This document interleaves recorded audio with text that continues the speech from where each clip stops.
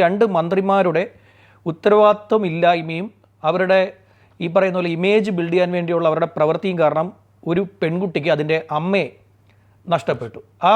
അവരെ എടുക്കുന്ന സമയത്തും ആ കുട്ടി അവിടെ നോക്കിക്കൊണ്ട് നിൽക്കുന്നുണ്ട്. അതിനും കാര്യമായിട്ടുള്ള ആരോഗ്യ പ്രശ്നം ഉള്ളതുകൊണ്ടായിരിക്കുമല്ലോ ഇങ്ങനെ ന്യൂറോ വിഭാഗത്തിലേക്കൊക്കെ കോട്ടയം മെഡിക്കൽ കോളേജിൽ ന്യൂറോ വിഭാഗത്തിലേക്ക് എത്തേണ്ടി വന്നത്. അപ്പോൾ കാര്യമായ അങ്ങനെ ഒരു അവസ്ഥയിൽ ഇരിക്കുന്ന ഒരു കുട്ടിക്ക് അമ്മയെ ഇല്ലാതാക്കിയിട്ട് ഇരിക്കുകയാണെന്ന് രണ്ട് മന്ത്രിമാർ. മാധ്യമങ്ങളെല്ലാം ഒട്ടുമിക്ക മാധ്യമങ്ങളും അവരെ കാര്യമായിട്ട് ഈ രണ്ട് മന്ത്രിമാർ ചെയ്ത കാര്യത്തെ കാര്യമായി തന്നെ വിമർശിക്കുന്നുണ്ട്. ഇന്നിപ്പോൾ ഇവരുടെ സൈബർ പോരാളികൾ മിണ്ടാതിരിക്കുകയാണ്.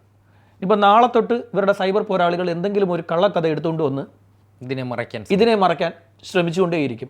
ഇവർ വേണമെങ്കിൽ അവർ പറഞ്ഞുണ്ടാക്കും ഈ സ്ത്രീ പറഞ്ഞിട്ട് കേൾക്കാതെ അവിടെ കയറിപ്പോയതാണ്, ഈ മരണപ്പെട്ട ബിന്ദു അവിടുത്തെ ഉദ്യോഗസ്ഥരൊന്നും പറഞ്ഞിട്ട് കേൾക്കാതെ ആ കെട്ടിടം പൂട്ടിക്കിടക്കുന്ന കെട്ടിടത്തിൽ കയറി ചെന്നാണ് ഈ അപകടം ഉണ്ടാക്കിയെന്ന് വേണമെങ്കിൽ ഇവർ ക്യാപ്സ്യൂൾ ഇറക്കും. അവരുടെ ക്യാപ്സ്യൂളുകൾ അറിയാമല്ലോ. ഇങ്ങനെയുള്ള ക്യാപ്സ്യൂളുകളൊക്കെ സ്ഥിരമായിട്ട് അവർ ഇറക്കി വിടും. ഏതെങ്കിലും ഒരു ബിരുദൻ ഈ ക്യാപ്സ്യൂൾ ടൈപ്പ് ചെയ്യും, ബാക്കിയുള്ളവരെടുത്ത് എന്താ എന്ന് പോലും ആലോചിക്കാതെ എടുത്തു വെച്ച് ഷെയർ ചെയ്തുകൊണ്ടിരിക്കും.